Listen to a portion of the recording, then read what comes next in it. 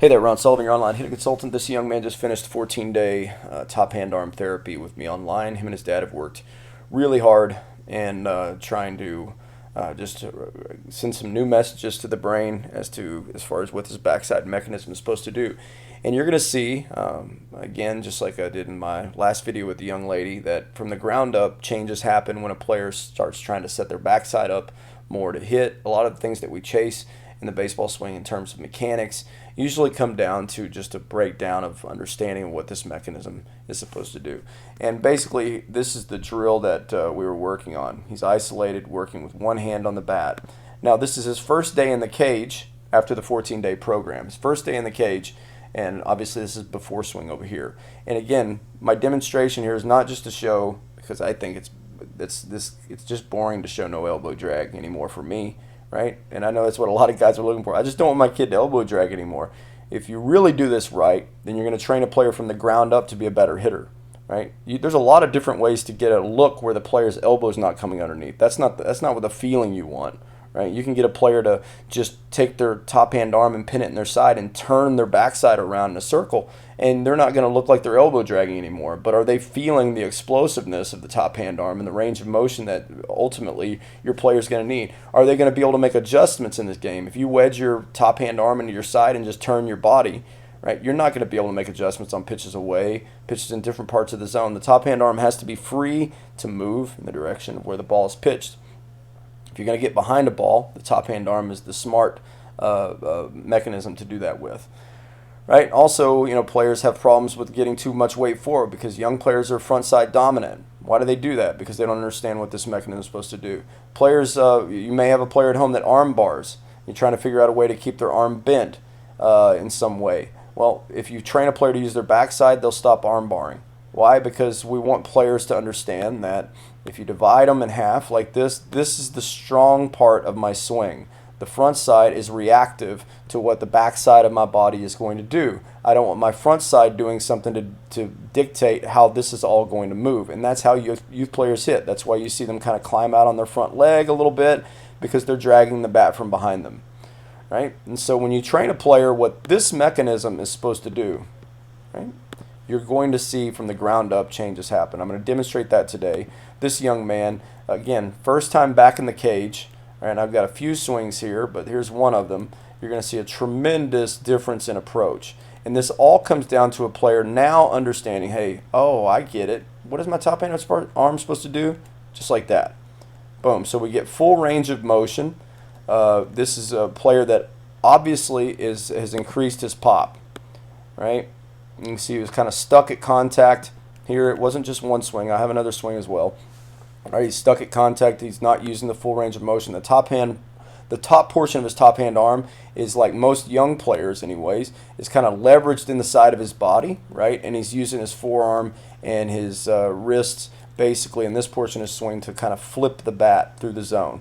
So it's going to create a pattern where your player is going to be in and out of the zone. They're not going to stay through the zone if they don't understand what this mechanism is supposed to do. And in a nutshell, its job is to get straight behind the ball, right? Straight behind the ball. And the reason why that's significant, what I just said, is because the swing is being defined in so many different ways these days. We have bird's eye views. We have experts saying, look at this guy turning and this guy's turning. If any mechanism in the body is going straight, in my opinion, if any mechanism should feel like it's going straight, in my opinion, it's the top hand arm. I don't care what Pete Rose looks like in the bird's eye view on YouTube.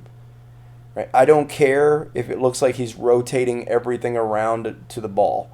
If you don't feel like that you're going and setting this top hand arm up to go straight behind the ball, then you're going to struggle. Now I want you to see, again, we didn't do drills on the bottom hand arm, but you're going to see, especially you guys out there that have players that have arm bar issues.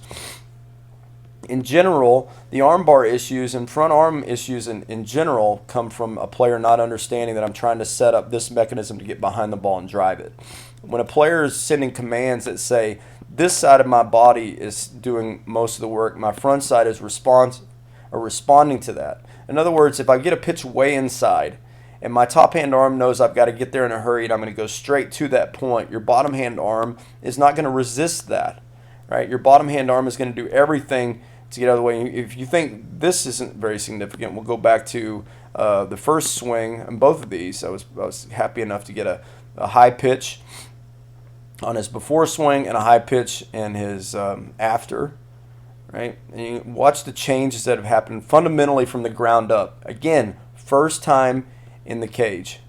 First time in the cage, and watch this. All right, we'll just go to weight shift, right, somewhere in there. You can see a little less of an idea of climbing up on top of his front side. Why is he doing this? Well, first he recognizes a ball up in the zone. And for players that have a tendency to use their front side to kind of drag the backside, and that's what drag is basically, is saying not understanding what this is going to do, right? Their front arm obviously is not going to respond very well because this arm is not sending the right messages. I got to go right there, right? It's not doing that plan.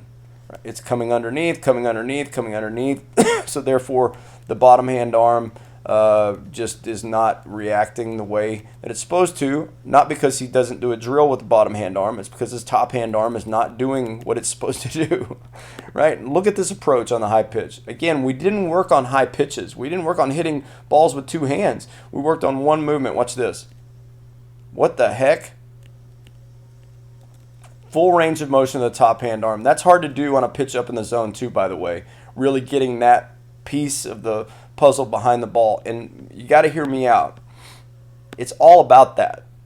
It's all about getting myself into a position where I can get it behind a ball, right? And when I don't have that mechanism working that way, I have tendencies to have in body's posture like this, right? No matter how much I swing up, it's not going to make any difference. Right, I'm gonna have top spin. I can still hit a ball okay like that, but I'm not gonna be able to effectively get behind balls and be really productive in my career if I don't understand what is that top hand arm mechanism supposed to do. That's it. It's supposed to get behind the ball. Boom.